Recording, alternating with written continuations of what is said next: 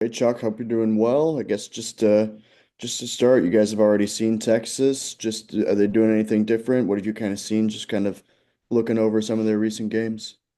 They've changed their lineup up a little bit the last few games. Point guard, they kind of flipped the kid that was coming off the bench is now starting. So um, they're playing the same way in some ways. Obviously Mark is a guy that when he plays well, they have a tendency to win.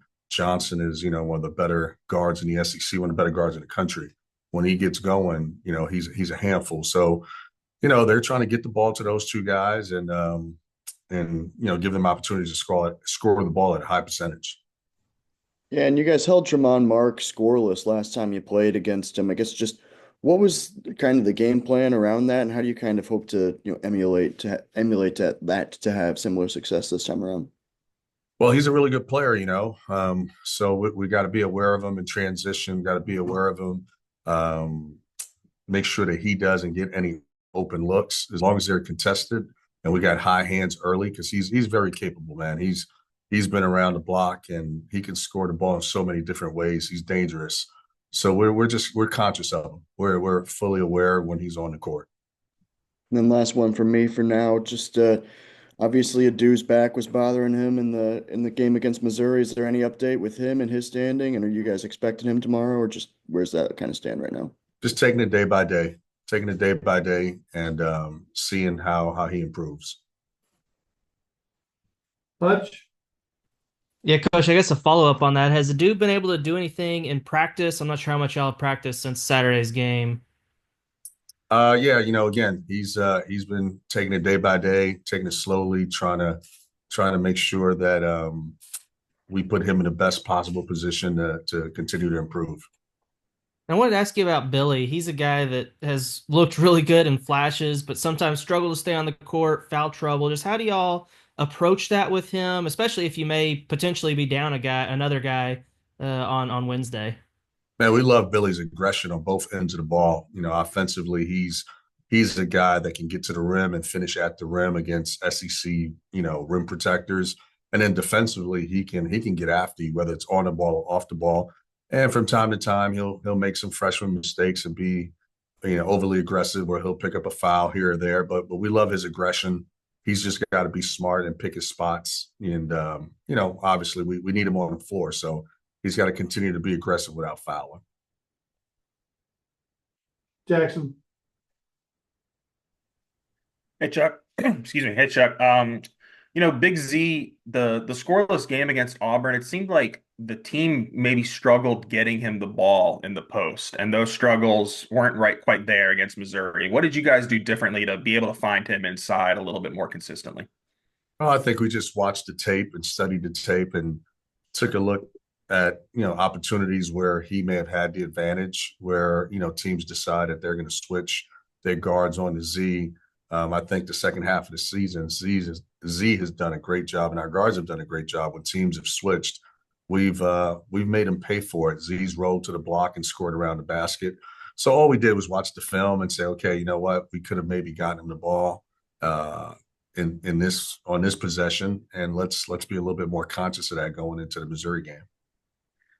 I think Trey Johnson went he scored 24 points, but he went 6 for 22, something like that against you guys. I mean, is that kind of a discrepancy that you guys might be happy with again? If he can maybe score some points, but if he's inefficient, that's an okay trade-off for you guys. Yeah, he's a good player, man. He's dangerous. He's super talented. He can score the ball against anyone in the country. We just want to give him we don't want to give him any open looks. We want to identify him in transition. We want to be all over him on OB side outs, half court actions that they run. If he makes tough shots, then we'll live with the tough shots as long as we're defending the way we're capable and forcing him as well as the other guys on the team at Texas to take tough shots.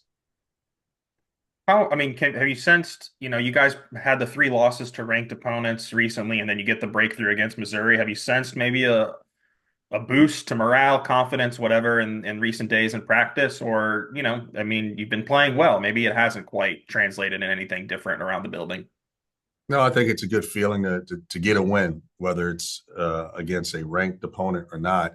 But I think last time I was on here with you guys, one of the things I talked about was Coach Cal had mentioned, let's just be the most improved team at the end of the year. Let's keep getting better. And so we've held true to that, whether it's Missouri or any other team, ranked team or not ranked team. Let's just keep getting better in practice. Let's continue to improve game by game and see what happens at the end of the year. And I think we're doing that. Yeah, just to follow up to that, I know moral victories might not mean much this late in the season, but watching the documentary, the Calipari's Razor's Edge, I mean, you guys, the coaching staff, you guys were happy with the team after the loss to Auburn, or not happy, but you recognized how close you came. I mean, how big was that performance, maybe in the grand scheme of things, looking back on challenging the number one team in the country on the road? Yeah, you clarified it. I'm not sure if we were happy with the loss. Well, we weren't, but it was good to acknowledge that we were up, I think 1 or 2 with about 2.5 minutes in that game on the road against the number one team in the country. It gives us some insight on who we are or who we're capable of being. When we're the best version of ourselves, we can compete and beat anyone in the country. But we've got to be the best version of ourselves. And last thing, Jonas Adu, I know Coach Cal's been kind of complimenting his defense. Just what are the specific things that he's maybe been improving upon in recent weeks to help and give him some more minutes on the defensive side of the floor? Yeah, Jonas is last year he was an all defensive player in the SEC. He's seen these teams play. He's played against these coaches. He has a better feel than most in terms of what opposing teams are trying to run. So in practice, it's real subtle. If you're not here every day, you may not notice it.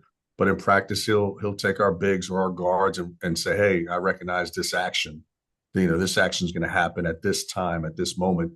This is what I'll do to help." And then you can see it in the games. He's the anchor. He's completely communicating with the other 4 guys in terms of what actions being run, how we can get him out of it, and staying true to our defensive game plan. He's been tremendous. Thanks, Chuck. Thank you. Anything else for Coach at this time? All right, Coach. Appreciate your time. Thank you. Appreciate you guys. Thank you.